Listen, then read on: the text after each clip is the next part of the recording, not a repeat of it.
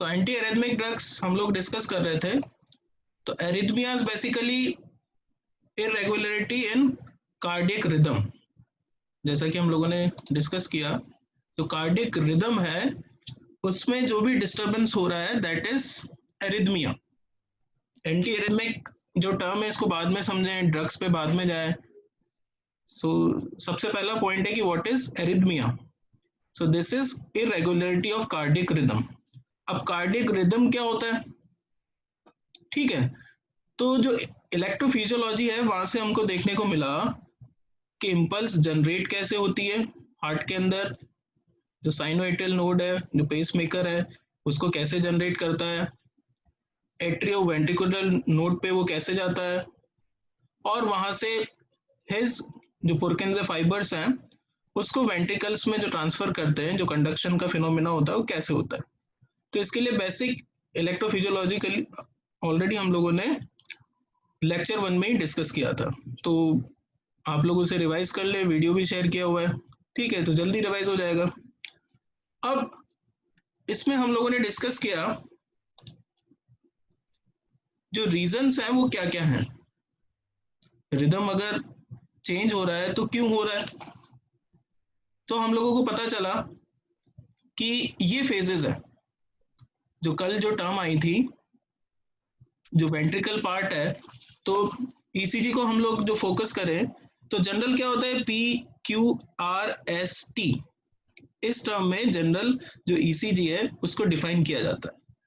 अब जो कार्डियक जो चेंजेस हो रहे हैं उनके रीजन क्या है, या तो इस्चीमिया है, या इलेक्ट्रोलाइट या पीएच का इम्बैलेंस है, या मैकेनिकल इंजरी है, ठीक है, स्ट्रेचिंग है, न्यूरोजेनिक डिसऑर्डर्स हैं, या फिर ड्रग इन्फ्लुएंसेस हैं। ये रीजन है जिसके चलते जो एरिथमिया है वो जनरेट होता है।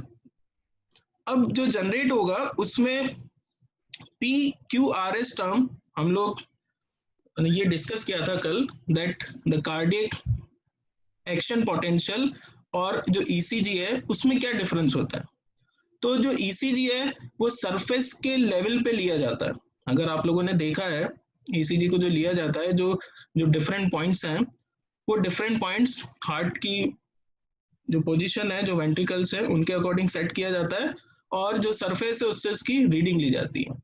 कार्डियक एक्शन पोटेंशियल एक्चुअली जो कार्डियक सेल के अंदर हो रहा है, जो हम लोगों ने जो प्रैक्टिकल में आइसोलेशन ऑफ हार्ट देखा था, वहां से उसको जनरेट किया जाता है। अब जो इन दोनों में जो सेम पार्ट है, अगर आप इसको देखें तो जो कार्डियक एक्शन पोटेंशियल है उसके अंदर ये पार्ट बता रहा है एट्रियल डीपोलराइजेशन। ये जो कॉम्प्लेक्स है क्यू आर एस कॉम्प्लेक्स, ये बता रहा है वेंट्रिकुलर डीपोलराइजेशन को। और यहां से लेके एस टी इंटरवल है, ये कंप्लीट पार्ट शो कर रहा है वेंट्रिकुलर रिपोलराइजेशन। अगर आप इस पार्ट को जो कार्डियक एक्शन पोटेंशियल है उससे कंपेयर करते हैं, तो ये फेज 0 फेज 1 2 3 4 फेज में वो डिवाइडेड है। तो अगर हम इस फेज को देखते हैं, थर्ड फेज को, तो ये शो कर रहा है यहाँ पर वेंट्रिकुलर एक्शन पोटेंशियल, और यही पार्ट यहाँ पर वेंट्रिकुलर रिपोलराइजेशन है। तो अब ये जो नॉर्मल जो ईसीजी है इसमें क्या चेंजेस हो जाता है, और उसके चलते हम लोगों ने जो कल टर्म्स को डिफाइन किया उनको आज हम लोग जो डेफिनेशन पार्ट है वो देखते हैं। ये रीजन से इनके कि ऐसा होता क्यों है। तो फर्स्ट रीजन है कि जो पेस मेकर एक्टिविटी है वो बढ़ जाएगी। अगर ये एक्टिविटी जो बढ़ जाएगी उसके चलते इशू होगा। उसके बाद में सेकंड पॉइंट हम लोगों ने देखा कि डीपोलराइजेशन जो चेंजेस आ रहे हैं वो दो टाइप से आते हैं, या तो अर्ली आफ्टर आ जाएं या फिर डिलेड आफ्टर आए। तो अगर डीपोलराइजेशन में चेंज आ रहा है अर्ली फेज में, यानी कि ये यहाँ पर अगर ग्राफ कंप्लीट हो जाता, यहाँ से एक स्ट्रेट लाइन चलता, तो फेज 4 यहाँ पर आ जाता, जो आपका रेस्टिंग मेम्ब्रेन जो पोटेंशियल है वो जनरेट हो जाता। बट ये यहाँ तक नहीं आया और यहीं से इसने ग्राफ ने चेंज ले लिया। तो इस पार्ट को कहा जाएगा अर्ली आफ्टर डीपोलराइजेशन। यानी कि जैसे ही इसका फेज थर्ड कंप्लीट हुआ, यहीं पर इसका जो चेंजेस हैं वो आने लग गए। अगर हम डिलेड आफ्टर डिपोलराइजेशन की बात करें, तो जैसे ही रेस्टिंग मेम्ब्रेन जो पोटेंशियल है वो अचीव हो जाएगा, यहाँ पर लिखा हुआ है after attaining the resting membrane potential, a secondary deflection occurs which may reach the threshold potential and initiate a single premature action potential. तो यानी कि जो एक्शन पोटेंशियल यहाँ पर एक सर्टेन टाइम पीरियड के बाद बनना चाहिए था, वो तुरंत से बनने लग गया। तो ये प्रॉब्लम्स अल्टीमेटली जो रिदम है उसको चेंज कर देती हैं। इसके बाद में हम लोगों ने जो री एंट्री वाला जो पॉइंट देखा है, सर्कस मूवमेंट, उसको अगर आप लोग देखें तो ये होता क्यों है? ये इसलिए होता है कि मान लीजिए यहां से जो कंडक्शन है वो यहां तक जाना है, बट अगर इसके रास्ते में कुछ ऑब्स्टिकल आ गया है, ऑब्स्टिकल को यहाँ पर डिफाइन किया गया है कि मान लीजिए जो ऑब्स्टिकल है वो किसके चलते हैं, natural orifice in the heart, infarcted region है, या रिफ्रैक्टरी मायोकार्डियम की ये कंडीशन है। यानी कि एक हार्ट का ऐसा पार्ट है जो फंक्शनल नहीं है। अब जो फंक्शनल नहीं है वो ऑब्स्टिकल हो जाएगा, फंक्शनल होता तो वो इस काम में हेल्प करता, बट वो फंक्शनल पार्ट नहीं है तो वो यहाँ पर ऑब्स्टिकल की तरह बिहेव करेगा। अब इस ऑब्स्टिकल के चलते क्या होगा, यूनी डायरेक्शनल फ्लो में चेंजेस आएंगे, या अगर ये ऑब्स्टिकल इसको कंप्लीटली रोक देगा तो वापस से एक लूप बन जाएगा और उसी लूप के अंदर जो ट्रांसमिशन है होता रहेगा और वो बाई डायरेक्शनल ब्लॉक में चेंज हो जाएगा। सर्कस मूवमेंट भी इसको कहा जाता है। और लास्ट में हमने देखा जो फ्रैक्शनेशन है इम्पल्स का, वो होता कैसे, यानी कि जो एक इम्पल्स जनरेट हो रही है वो होना कहाँ से चाहिए, वो साइनो एटेल नोड से होना चाहिए, बट अगर उसका जो इनिशिएशन है वो पहले से होने लग जाए, प्री मैच्योर हो जाए, तो उस कंडीशन में जो इम्पल्स है वो फ्रैक्शनेटेड हो जाएगा। आज इसके चलते जो डिफरेंट टर्म्स हैं उनको हम लोग स्टडी करेंगे, that the important cardiac arrhythmias, because जो रीजन हम लोगों ने देखे हैं उन रीजन के चलते जो इशू हो जाता है, जो प्रॉब्लम हो जाती है, उसके लिए टर्म्स हैं। जैसे पहला टर्म है extra systole, second term is proximal supra ventricular tachycardia, PSVT इसको शॉर्ट में कहा जाता है। Third one is atrial flutter, fourth one is atrial fibrillation, next one is ventricular tachycardia, next one is Torsades de Pointes, इसके ऊपर बहुत सी जगह जो क्वेश्चन है वो पूछे जाते हैं, देखेंगे हम लोग। Next is ventricular fibrillation and last one is atrioventricular block. इसको लास्ट क्यों कहा गया है? इसको लास्ट इसलिए कहा गया है कि इसमें हम लोग देखेंगे stage first, second and third. तो स्टेज जो थर्ड है वहां पर कंप्लीट आपका हार्ट ब्लॉकेज हो जाता है और उसके बाद में सर्वाइवल के कोई चांसेस नहीं है। अब जो फर्स्ट टर्म है उसको हम लोग देखते हैं, that is extrasystole. Extrasystole तो डिफाइन किया गया है इसको, these are the premature beat due to the abnormal automaticity or after depolarization arising from an ectopic focus in atrium, AV node and ventricle। जो हम लोगों ने first point जो चेक किया था इक्टोपिक बीट का बनना, तो अगर ऐसे कोई 2-3 फोकस जनरेट हो जाएंगे, या तो वो एट्रियम में हो जाएगा, एवी नोड में हो जाएगा, या वेंट्रिकल में हो जाएगा, और उसके चलते जो प्री मैच्योर बीट है वो बनने लग जाएगी। जैसा कि आप लोग इस ग्राफ से इसे देखें, नॉर्मल हम लोगों को पता ही है ये होता है जो ईसीजी का है, बट इस पैटर्न में अगर इस टाइप की पीक जनरेट हो रही है, नॉर्मल क्या होना चाहिए, ये ग्राफ ऐसे चलता रहना चाहिए, बट जब जो ईसीजी लिया जा रहा है उसमें इस टाइप का बिहेवियर देखने को मिलता है, तो हम इसे कहेंगे एक्स्ट्रा सिस्टोल। और ये वेंट्रिकुलर पार्ट है उसके चलते हैं, तो इसका टर्म हो जाएगा ventricular extra systole. The QRS complex in VES is broader and abnormal in shape। तो QRS फॉर्मेट है ये, आप लोग यहां से चेक करिए, दिस इज QRS। तो QRS में चेंज हो गया, ब्रॉडर हो गया, क्योंकि यहां पर अगर आप इसको इससे कंपेयर करें इट इज वेरी शार्प, और यहां पर आप देखें इट इज ब्रॉडर, और जो शेप है it is totally abnormal. Next part हम लोग देखें, इसको कहा जाता है प्रॉक्सिमल सुप्रावेंट्रिकुलर टैकीकार्डिया। तो जो टैकीकार्डिया जो टर्म है हम लोग जनरली से समझते हैं कि हार्ट रेट बढ़ जाता है, उसी को यहाँ पर डिफाइन किया है, it is a sudden onset episode of atrial tachycardia जिसका रेट लगभग 150 से 200 per minute with 1:1 atrioventricular conduction, mostly due to the circus movement type of re-entry occurring within or around the AV node। तो अभी जो हम लोगों ने circus movement को डिस्कस किया था, वो अगर जो AV नोड का एरिया है वहां पर जनरेट हो रहा है, तो उसके चलते जो एट्रियल में जो पेस मेकर एक्टिविटी तो वहां पर ऑलरेडी हो ही रही है, बट वहां पर सडनली जो रेट है वो 150 से 200 पर मिनट हो जाए, और यही 1:1 के रेशियो में एट्रियो वेंट्रिकुलर जो पार्ट है वहां पर भी इसका कंडक्शन होने लग जाए, तो उसके चलते जो ECG है उसमें इस टाइप के चेंजेस देखने को आपको मिलेंगे।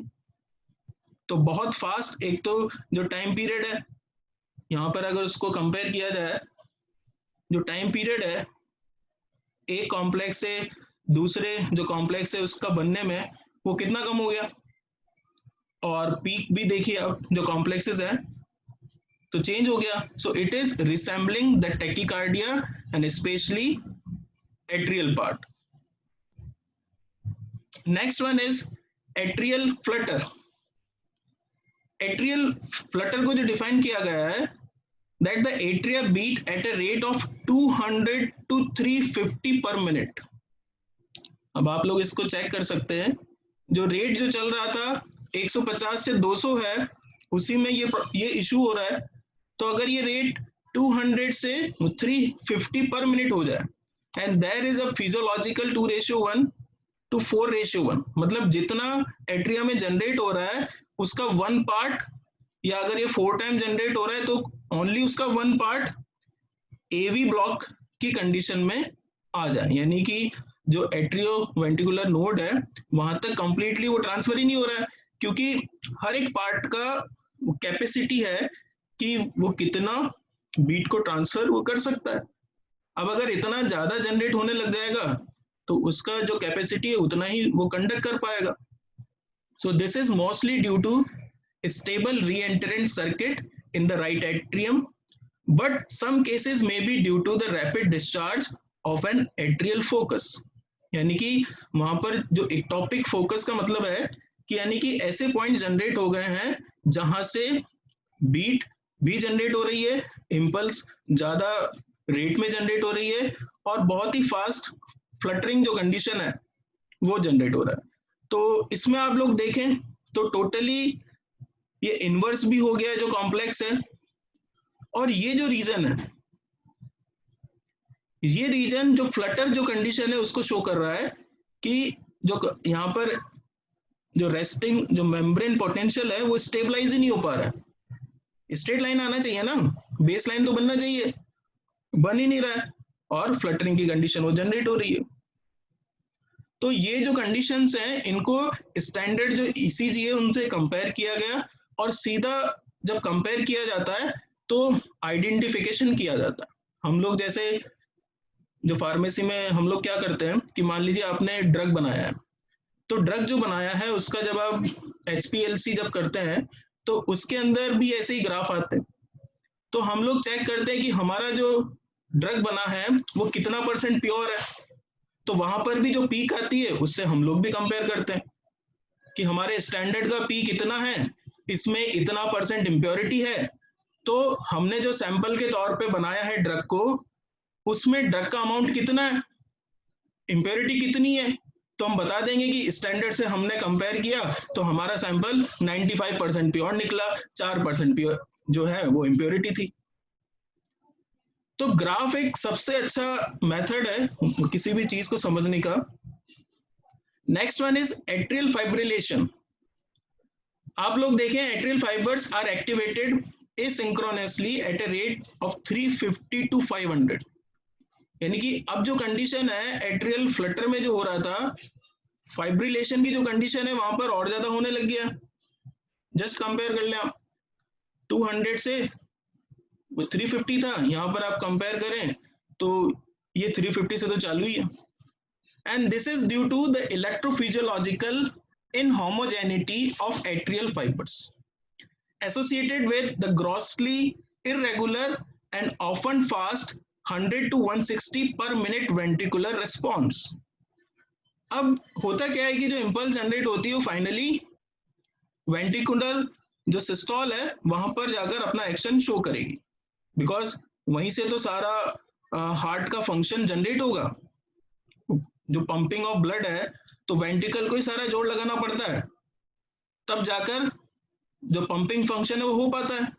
अब अगर वहां पर भी इरेगुलरिटी जनरेट हो गई है 100 to 160 पर मिनट की, तो फिर इसके चलते atria remains dilated and quiver like a bag of warm.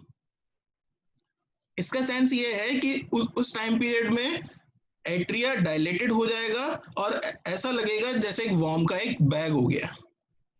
तो जो कंडीशन है उसमें अगर आप देखें एट्रियल फ्लटर और जो फाइब्रिलेशन है उसको कंपेयर करें तो इतना टाइम पीरियड भी इसमें बढ़ गया। यानी कि होना क्या चाहिए कि जो इम्पल्स जनरेट हो रही है वो एक फिक्स टाइम के बाद होनी चाहिए, बट जनरेशन टाइम उसका देखिए अब गैप के चलते इतना गैप हो गया कि एक पीक यहाँ पे आ रहा है, दूसरा यहाँ पर आ रहा है।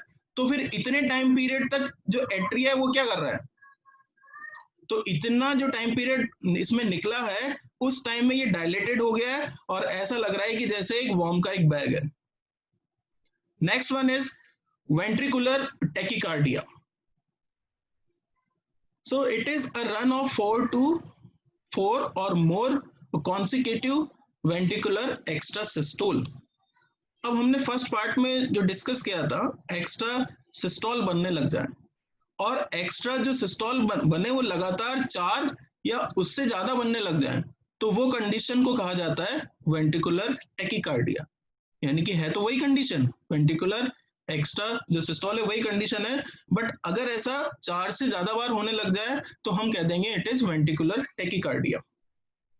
इट मे बी सस्टेन और non sustain arrhythmia and is due either to discharges from an ectopic focus after depolarisation और सिंगल साइट। यानी कि ये मोनोमॉर्फिक हो सकता है या multiple site polymorphic re-entry circuit के चलते हो सकता है।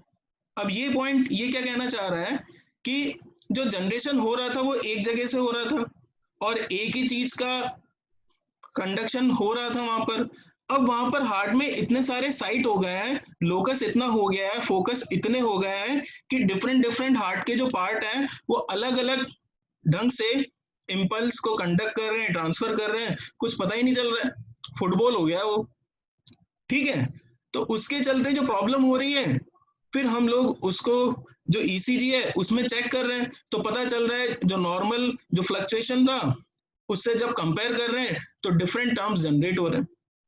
तो पता चल रहा है कि ये तो वेंट्रिकल का पार्ट था, इसमें ये चेंजेस हो गया है, इसको वेंट्रिकुलर फ्लटर एक्स्ट्रा सिस्टोल नाम दे दिया। अब लगातार अगर ऐसा 4 बार हो रहा है then it is ventricular tachycardia. Now this one, this is a Torsades D pointes. Now in this condition what happened, it is a life threatening form of the polymorphic ventricular tachycardia। यानी कि जो पहले हो रहा था ventricular जो tachycardia था, लगातार 4 क्या बन रहे थे उसमें, वेंट्रिकुलर एक्स्ट्रा सिस्टोल, जो स्टार्टिंग में हम लोगों ने फर्स्ट पॉइंट में डिस्कस किया। अब अगर वही कंडीशन पॉलीमॉर्फिक हो जाए, यानी कि उसकी जो साइट है वो एक जगह से नहीं बल्कि जो 3-4 जगह है वहां से इस टाइप की जो कंडीशन है वो जनरेट होने लग जाए। मतलब होना तो चाहिए कि एक ही वे में सारी जो ईसीजी है वो फ्लो होनी चाहिए, बट एक तो क्या हुआ कि एक जो फोकस बना उसके चलते 4 जो स्टेजेस थी वो बिगड़ गई, तो हमने उसको नेम दे दिया वेंट्रिकुलर एक्स्ट्रासिस्टोल जो जनरेट हुआ। अगर वो लगातार 4 जगह से, it is known as ventricular tachycardia. अब अगर ऐसा एक जगह से नहीं 3-4 ऐसी साइट हो गई हैं, then it is known as the torsades de pointes and it is generally associated with long QT interval. QT interval अगर आप देखें वो तो ऑलरेडी बिगड़ा हुआ है, यहां से आप देखें तो ये जो टर्म था यानी कि Q से लेके T तक का जो ग्राफ है एक शार्प पीक आना चाहिए, उसके लिए जो S वाला पॉइंट है वो मिलना चाहिए और उसके बाद में जो T का ग्राफ है वो बनना चाहिए। अब जो QT इंटरवल है उसको आप यहां पर देखें,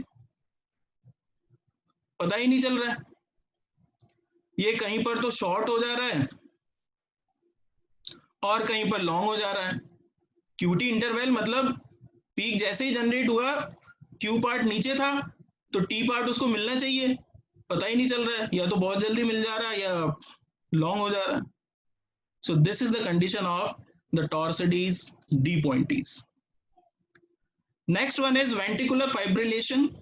It is grossly irregular, rapid and fractionated activation of ventricles resulting in incoordinated contraction of its fibers with loss of pumping function.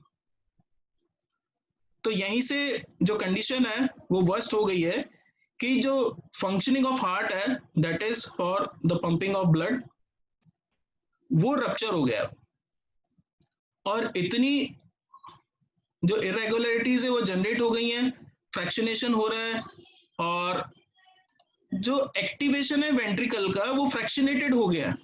होना क्या चाहिए, जैसे एक इम्पल्स जनरेट हो रही है उसका जो कंडक्शन हो रहा है और वो वेंट्रिकल में आ रहा है, तो एक बार में जो चीज आ रही थी वो फ्रैक्शनेटेड होके आ रही है। ऐसा क्यों हो रहा है, वो रीजंस ऑलरेडी हम लोगों ने अभी तक देखे। अब वो जो ऐसा हो रहा है तो उसके चलते जो वेंट्रिकल है अपनी पावर जनरेट ही नहीं कर पाएगा कि वो पंपिंग फंक्शन को कर सके। सो it is fatal unless reverted with in 2 to 5 minute. अगर 2 से 5 मिनट में इस कंडीशन को ठीक नहीं किया गया तो इट इज फैटल, डेथ वहां पे होनी है। Is the most common cause of sudden cardiac death.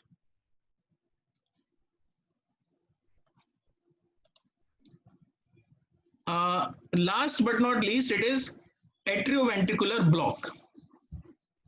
Atrioventricular block, तो हम लोगों ने देखा साइनो जो एट्रियल नोड है, एट्रिया पार्ट है, वहां से जनरेट हो रहा है, एवी से वो कंडक्शन होगा, हिस जो पुरकिंजे फाइबर है उसमें हेल्प करेंगे और वेंट्रिकल में इम्पल्स आएगी। अगर सही ढंग से आ रहा है तो हमें PQRST सही ढंग से मिलेगा, बट जो डिजीज है उसमें ऐसा होना नहीं है, एरिथमिया जो हम लोग देख रहे हैं। अब उसका ये लास्ट स्टेज है, it is due to the depression of impulse conduction through the AV node bundle of His, mostly due to vagal influence और इस्चीमिया। ठीक है, तो ब्लड सप्लाई नहीं हो पा रही है तो होना ही है। अब इसको डिवाइड किया गया है फर्स्ट, सेकंड और थर्ड डिग्री में। सो फर्स्ट डिग्री जो एवी ब्लॉक है उसमें क्या होगा, slowed conduction resulting in prolong PR interval, तो PR इंटरवल बहुत लंबा हो जाएगा। सेकंड डिग्री है some supraventricular complexes are not conducted और उसको हम कहेंगे ड्रॉप बीट। हम लोग जैसे हॉलीवुड बॉलीवुड फिल्म्स में देखते हैं ना कि बीट ही नहीं आ रहा है, मतलब लाइन स्ट्रेट होने वाला है अब।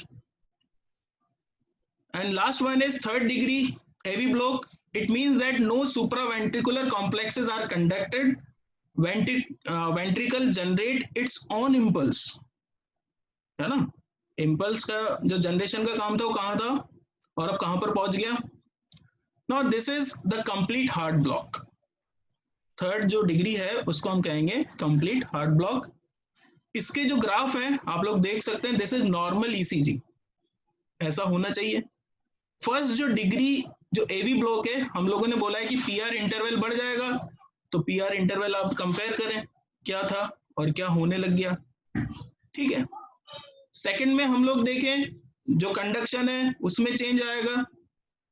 तो अगेन जो widening of P R interval है आप देख रहे हैं। तो यानी कि अगर आप इसको चेक करें तो इम्पल्स को यहाँ के बाद तो इम्पल्स कहाँ जनरेट हो रही है, देखो इतना लॉन्ग टाइम हो गया। और जो थर्ड है that is sorry the AV block third degree, उसमें पता चल रहा है कि ये वेंट्रिकल के चलते हैं, यानी कि जो कंप्लीट जो सिचुएशन है रिवर्स हो गई है। अब लास्ट में कुछ ड्रग्स हैं जिनके चलते भी ऐसा हो जाता है, और यही एक्चुअली ओवरडोज के चलते हैं, या जो पेशेंट है लंबे टाइम से वो ट्रीटमेंट में है तो धीरे धीरे जो वेंटिलेटर पे पहुंच जाते हैं ना, तो वेंटिलेटर पे पहुंचने की कंडीशंस है कि मान लीजिए उसका ट्रीटमेंट चल रहा था, लॉन्ग टाइम से चल रहा था, स्टार्टिंग में उसको इन्फेक्शन हुआ, फिर ये हुआ, फिर वो हुआ, और फाइनली वेंटिलेटर पे पहुंच गए। सो this is the pro arrhythmic potential of anti arrhythmic drugs. अब हो सकता है या तो डिफरेंट जो ड्रग्स हैं उनके चलते ऐसा हुआ हो, उनका जो ट्रीटमेंट था डिफरेंट डिजीज में हो रहा था, या फिर अगर एरिथमिक ड्रग का ही ऐसा साइड इफेक्ट भी देखने को मिला है। So it is known as the post anti-arrhythmic, most anti-arrhythmic can themselves can be cause serious arrhythmias, especially during long-term prophylactic use. अगर प्रोफाइलैक्टिक यूज भी लंबा हो जाए, एक्चुअली क्या है कि ऐसी कंडीशन ना बने, इसके लिए दवा होती है।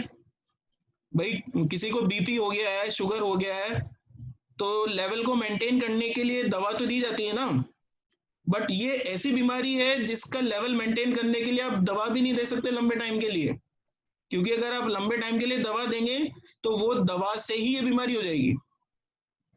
और इसकी स्टडीज हुई है 1991 92 उसके बाद भी हुई है, और the cardiac arrhythmia suppression trial first और सेकंड, उसमें पाया गया है that the most MI patient randomized to receive a long term basis encainide flecainide and moricizine, जो एंटी एरिथमिक ड्रग है हम लोग देखेंगे, had higher incidence of sudden death, though initially the same drug had suppressed ventricular extrasystole. It is possible that during the transient episode of ischemia, the intraventricular conduction slowing action of these drugs get markedly accentuated, resulting in ventricular tachycardia, ventricular fibrillation. Similar increased mortality has been reported by mortality in survival with D-sotalol, ये भी trial हुआ है। It is therefore not prudent to try and suppress all extrasystole and arrhythmias, specially those